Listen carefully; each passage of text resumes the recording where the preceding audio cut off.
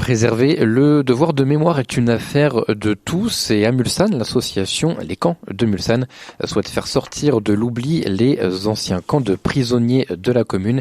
Et nous sommes pour en parler avec le président et le secrétaire de l'association, Michel Rosenson et Christophe Véron. Bonjour messieurs. Bonjour. Bonjour. Alors déjà, présentez-nous cette association, les Camps de Mulsanne, comment elle s'est créée, comment elle s'est montée. Je vais me tourner vers le président pour commencer. Les Camps de Mulsanne, c'est une association qui est issue d'une petite braise qui aujourd'hui commence à devenir un feu un peu plus éclatant. Ça remonte à une vingtaine d'années, suite à des recherches faites par le lycée Provost de Brette-les-Pins, où ils avaient fait un petit mémoire sur l'existence de ce camp. Donc ce mémoire a été imprimé, et en l'ayant vu, je me suis rapidement aperçu qu'il fallait aller plus loin. Donc on a fait des recherches dans les archives, on a enregistré des témoignages, recherché des photos et ainsi de suite. Donc en novembre 2022, on a créé une association avec des personnes qui sont eux aussi issues d'une association historique qui est basée sur Le Mans. Et on a eu l'idée de pouvoir, grâce à des bâtiments qui ont été retrouvés sur le camp d'Auvour, de pouvoir reconstituer une partie du camp qui se tenait ici en lieu et en place pendant la guerre de 39 à 45. Donc là, votre projet aujourd'hui, c'est vraiment de faire un site mémoriel autour de ces camps-là.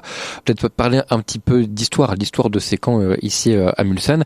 Qu'est-ce qui s'est passé ? Alors, à l'origine, c'était un camp d'entraînement du corps expéditionnaire britannique qui a été construit donc par les Anglais et pour les Anglais.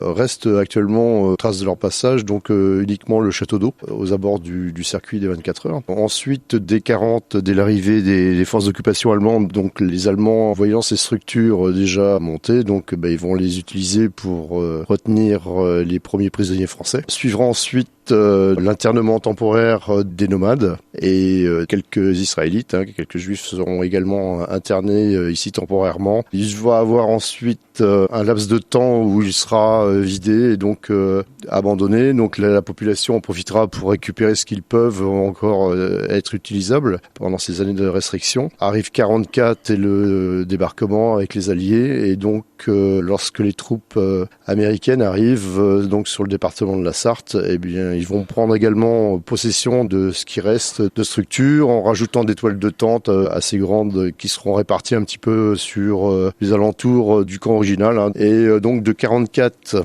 à 45, ce seront des prisonniers allemands cette fois-ci. De geôliers passeront prisonniers. Donc administration américaine qui sera relevée ensuite par les Français jusqu'en 47 où le camp sera fermé. Votre objectif finalement, c'est de monter ce site mémoriel à l'endroit où étaient basés ces camps et de montrer ce qui s'est passé avec les différents passages qu'il y a pu y avoir, comme disait Christophe Véron. Tout à fait. Alors le camp ne sera pas tout à fait sur la partie occupée à l'origine par les prisonniers, ni d'ailleurs par les gardiens. On est un tout petit peu excentré. Là où on sera, les terrains étaient réquisitionnés pour le camp, mais ils ne servaient pas. Ça servait vraiment de sécurité. Les arbres avaient été rasés. Et donc nous, ce camp sera placé sur un terrain de 3200 mètres carrés. Donc nous met la mairie à notre disposition.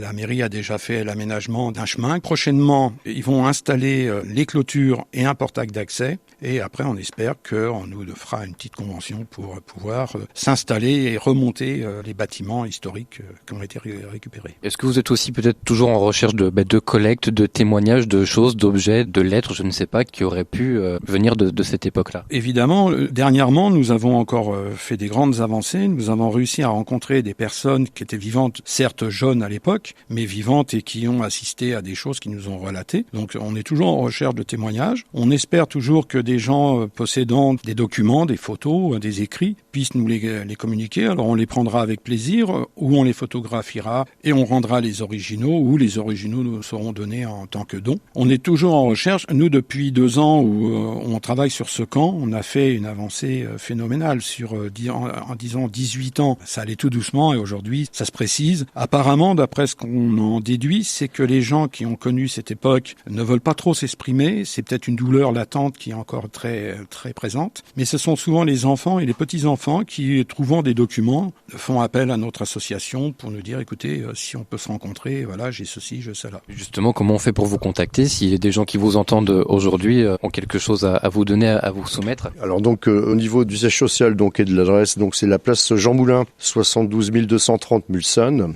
Nous avons également une adresse email, tout attaché en minuscule, lecamp2mulsanne@gmail.com. Un numéro de téléphone également portable, donc qui est le 07 66 28 56 79. Et enfin, sur les réseaux sociaux, donc sur Facebook, nous avons donc une page Facebook, les camps de Mulsanne. Merci beaucoup Christophe Véron et Michel Rosenson de nous avoir présenté aujourd'hui les camps de Mulsanne et ce futur site mémoriel qui se dessine sur la commune. Merci à vous deux. Merci beaucoup. Merci beaucoup.